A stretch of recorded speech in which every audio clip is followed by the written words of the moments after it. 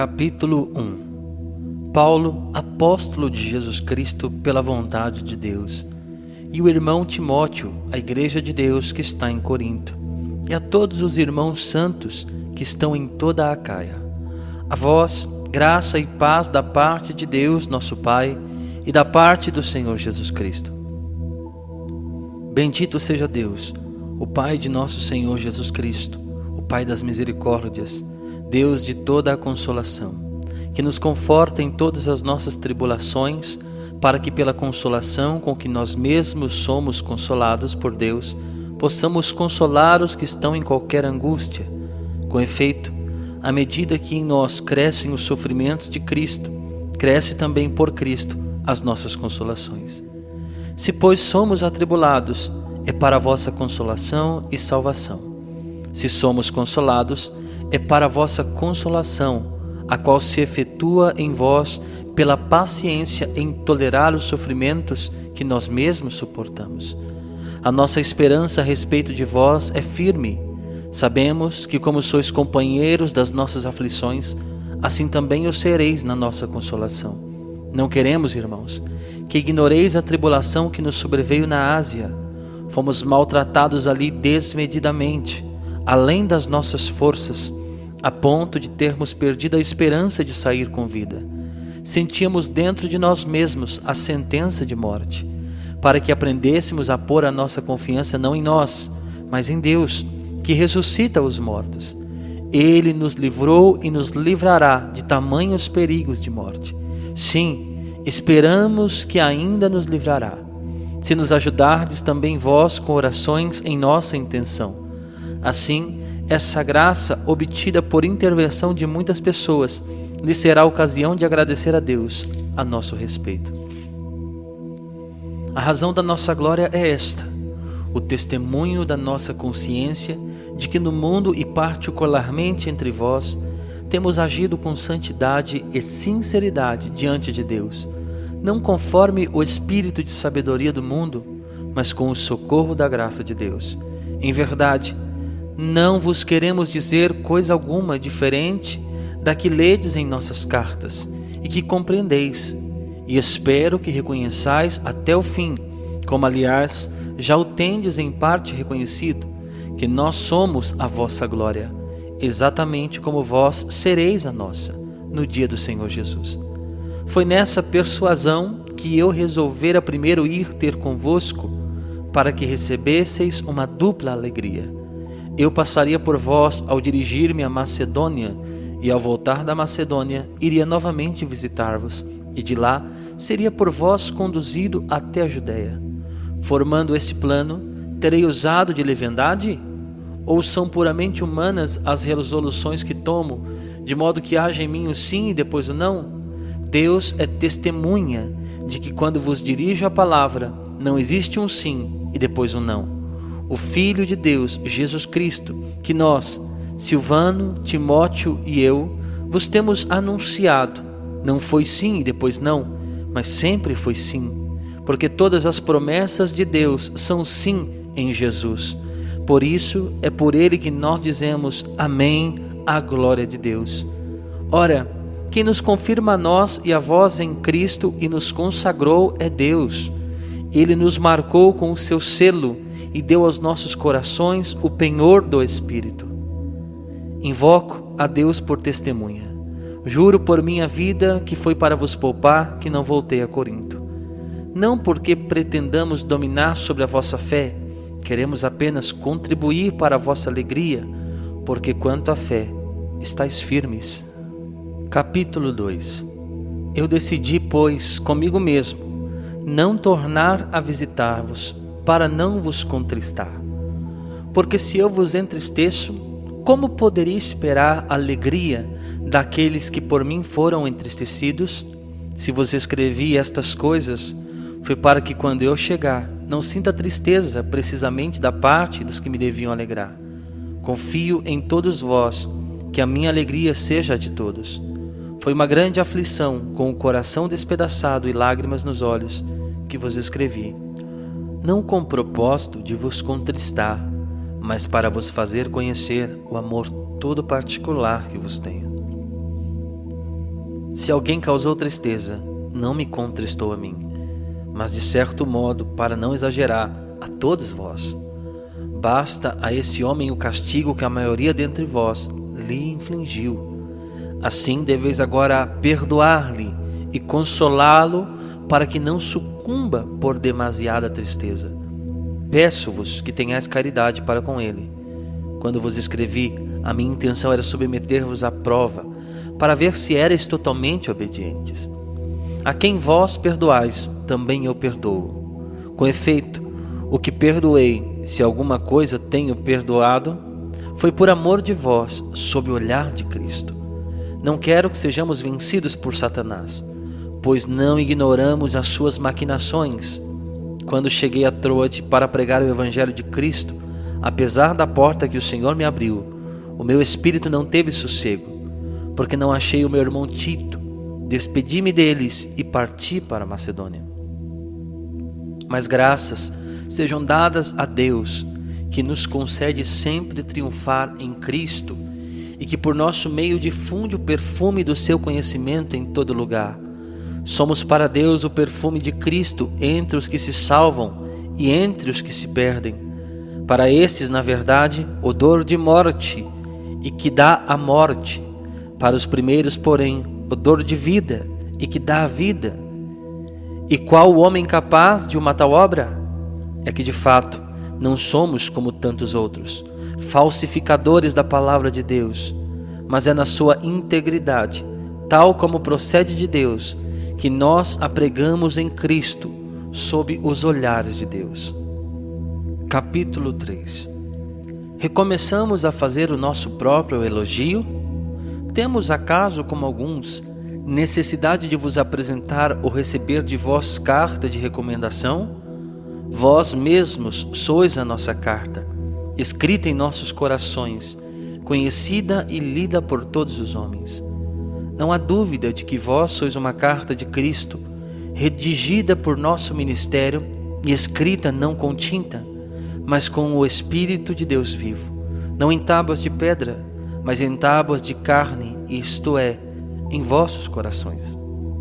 Tal é a convicção que temos em Deus por Cristo. Não que sejamos capazes por nós mesmos de ter algum pensamento como de nós mesmos. Nossa capacidade vem de Deus. Ele é que nos fez aptos para ser ministros da nova aliança, não a da letra, e sim a do Espírito, porque a letra mata, mas o Espírito vivifica. Ora, se o ministério da morte, gravado com letras em pedras, se revestiu de tal glória, que os filhos de Israel não podiam fitar os olhos no rosto de Moisés por causa do resplendor de sua face, embora transitório, quanto mais glorioso não será o ministério do Espírito. Se o ministério da condenação já foi glorioso, muito mais o há de sobrepujar em glória o ministério da justificação. Aliás, sob esse aspecto e em comparação desta glória eminentemente superior, empalidece a glória do primeiro ministério. Se o transitório era glorioso, muito mais glorioso é o que permanece. Em posse de tal esperança, procedemos com total desassombro. Não fazemos como Moisés, que cobria o rosto com um véu, para que os filhos de Israel não fixassem os olhos no fim daquilo que era transitório. Em consequência, a inteligência deles permaneceu obscurecida. Ainda agora, quando leem o Antigo Testamento, esse mesmo véu permanece abaixado, porque é só em Cristo que ele deve ser levantado. Por isso, até o dia de hoje, quando leem Moisés, um véu cobre-lhes o coração. Esse véu só será tirado quando se converterem ao Senhor. Ora, o Senhor é Espírito, e onde está o Espírito do Senhor, aí a liberdade. Mas todos nós temos o rosto descoberto. Refletimos como num espelho a glória do Senhor e nos vemos transformados nessa mesma imagem, sempre mais resplandecentes pela ação do Espírito do Senhor. Capítulo 4. Por isso, não desanimamos deste ministério que nos foi conferido por misericórdia. Afastamos de nós todo procedimento fingido e vergonhoso. Não andamos com astúcia, nem falsificamos a palavra de Deus. pela manifestação da verdade, nós nos recomendamos à consciência de todos os homens diante de Deus. Se o nosso evangelho ainda estiver encoberto, está encoberto para aqueles que se perdem, para os incrédulos, cujas inteligências o Deus deste mundo obcecou a tal ponto que não percebem a luz do evangelho, onde resplandece a glória de Cristo, que é a imagem de Deus. De fato, não nos pregamos a nós mesmos, mas a Jesus Cristo, o Senhor. Quanto a nós, consideramo-nos servos vossos por amor de Jesus, porque Deus que disse: das trevas brilhe a luz, é também aquele que fez brilhar a sua luz em nossos corações, para que irradiássemos o conhecimento do esplendor de Deus, que se reflete na face de Cristo. Porém, temos este tesouro em vasos de barro, para que transpareça claramente que este poder extraordinário provém de Deus e não de nós. Em tudo somos oprimidos, mas não sucumbimos. Vivemos em completa penúria, mas não desesperamos. Somos perseguidos, mas não ficamos desamparados.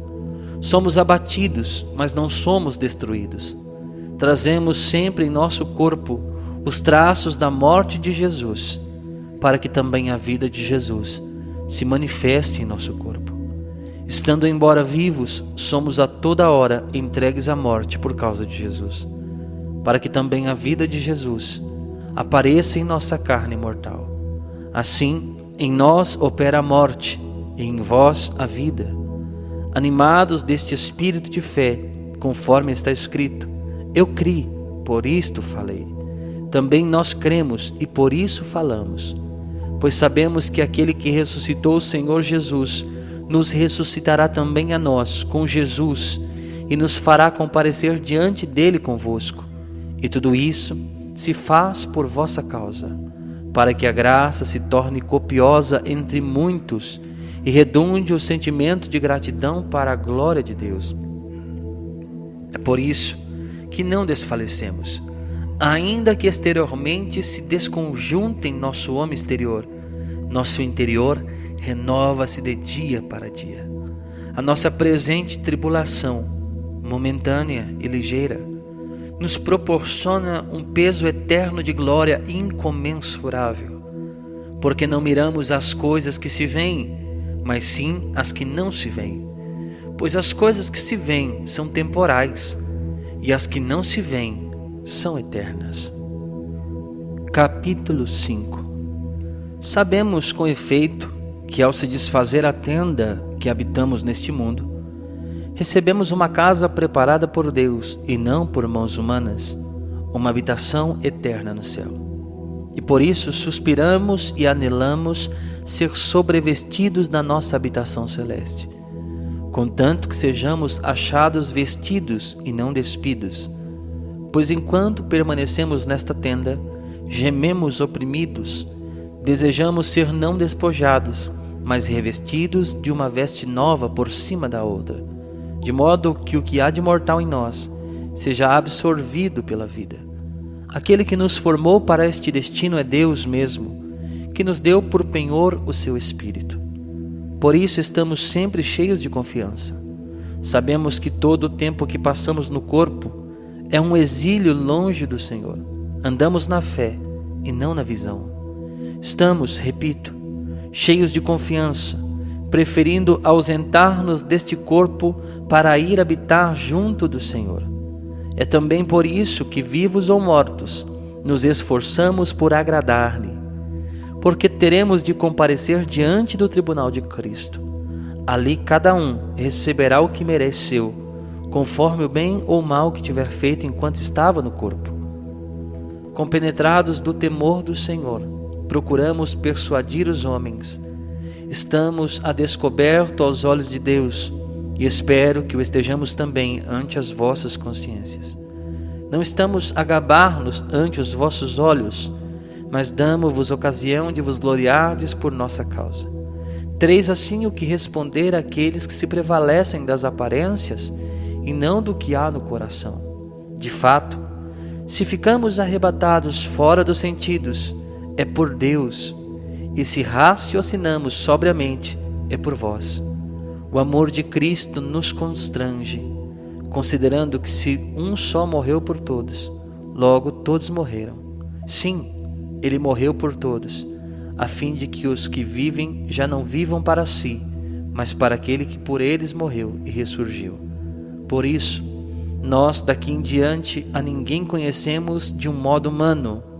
Muito embora tenhamos considerado Cristo dessa maneira, agora já não o julgamos assim. Todo aquele que está em Cristo é uma nova criatura. Passou o que era velho, eis que tudo se fez novo. Tudo isso vem de Deus, que nos reconciliou consigo por Cristo e nos confiou o ministério desta reconciliação. Porque é Deus que em Cristo reconciliava consigo o mundo, não levando mais em conta os pecados dos homens, e pôs em nossos lábios a mensagem da reconciliação. Portanto, desempenhamos o encargo de embaixadores em nome de Cristo, e a Deus mesmo que exorta por nosso intermédio. Em nome de Cristo vos rogamos, reconciliai-vos com Deus. Aquele que não conheceu o pecado, Deus o fez pecado por nós, para que nele nós nos tornássemos justiça de Deus. Capítulo 6. Na qualidade de colaboradores seus, exortamo-vos a que não recebais a graça de Deus em vão, pois ele diz: eu te ouvi no tempo favorável e te ajudei no dia da salvação. Agora é o tempo favorável, agora é o dia da salvação. A ninguém damos qualquer motivo de escândalo, para que o nosso ministério não seja criticado. Mas em todas as coisas nos apresentamos como ministros de Deus, por uma grande constância nas tribulações, nas misérias, nas angústias, nos açoites, nos cárceres, nos tumultos populares, nos trabalhos, nas vigílias, nas privações, pela pureza, pela ciência, pela longanimidade, pela bondade, pelo Espírito Santo, por uma caridade sincera, pela palavra da verdade, pelo poder de Deus, pelas armas da justiça ofensivas e defensivas, por meio da honra e da desonra, da boa e da má fama, tidos por impostores, somos no entanto sinceros, por desconhecidos somos bem conhecidos, por agonizantes estamos com vida, por condenados e no entanto estamos livres da morte. Somos julgados tristes, nós que estamos sempre contentes, indigentes, porém enriquecendo a muitos, sem posses, nós que tudo possuímos. Ó Coríntios, acabamos de vos falar com toda franqueza. O nosso coração está todo ele aberto. Não é estreito o lugar que nele ocupais. Estreito, isso sim, é vosso íntimo. Correspondei-me com igual ternura. Falo como a meus filhos. Também vós outros, abri largamente os vossos corações. Não vos prendais ao mesmo jugo com os infiéis. Que união pode haver entre a justiça e a iniquidade? Ou que comunidade entre a luz e as trevas? Que compatibilidade pode haver entre Cristo e Belial? Ou que acordo entre o fiel e o infiel? Como conciliar o templo de Deus e os ídolos? Porque somos o templo de Deus vivo. Como o próprio Deus disse: eu habitarei e andarei entre eles, e serei o seu Deus, e eles serão meu povo. Portanto, saí do meio deles e separai-vos, diz o Senhor. Não toqueis no que é impuro, e vos receberei. Serei para vós um pai, e vós sereis para mim filhos e filhas, diz o Senhor Todo-Poderoso. Capítulo 7. Depositários de tais promessas, caríssimos, purifiquemo-nos de toda a imundície da carne e do espírito, realizando plenamente nossa santificação no temor de Deus. Acolhei-nos dentro do vosso coração, A ninguém temos ofendido, a ninguém temos arruinado, a ninguém temos enganado.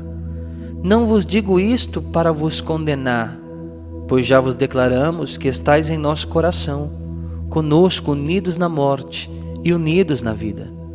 Tenho grande confiança em vós, grande é o motivo de me gloriar de vós. Estou cheio de consolação, transbordo de gozo em todas as nossas tribulações.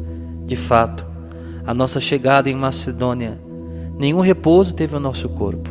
Eram aflições de todos os lados, combates por fora, temores por dentro. Deus, porém, que consola os humildes, confortou-nos com a chegada de Tito. E não somente com a sua chegada, mas também com a consolação que ele recebeu de vós. Ele nos contou o vosso ardor, as vossas lágrimas, a vossa solicitude por mim, de modo que ainda mais me regozijei. Se minha carta vos penalizou, não me arrependo. Se a princípio o senti, porque vejo que ao menos por um momento esta carta vos penalizou, agora me alegro, não porque fostes entristecidos, mas porque essa tristeza vos levou à penitência, pois fostes entristecidos segundo Deus, de modo que nenhum dano sofrestes de nossa parte. De fato, a tristeza segundo Deus produz um arrependimento salutar, de que ninguém se arrepende, enquanto a tristeza do mundo produz a morte.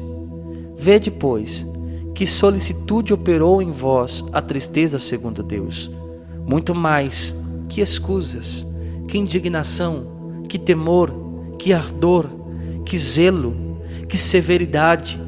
Mostrastes em tudo que não tinhas culpa nesse assunto. Portanto, se vos escrevi, não o fiz por causa daquele que cometeu a ofensa, nem por causa do ofendido. Foi para que se manifestasse a vossa dedicação por mim diante de Deus. Eis o que nos tem consolado.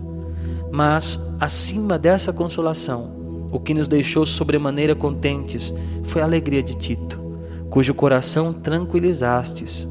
Se me gloriei de vós em presença dele, não fui envergonhado, pois assim como tudo o que vos temos dito foi conforme a verdade, assim também o louvor de que vós fizemos a Tito demonstrou-se verdadeiro. A sua afeição por vós é cada vez maior, quando se lembra da obediência que todos vós lhes testemunhastes, de como o recebestes com respeito e deferência. Alegro-me por poder contar convosco em tudo.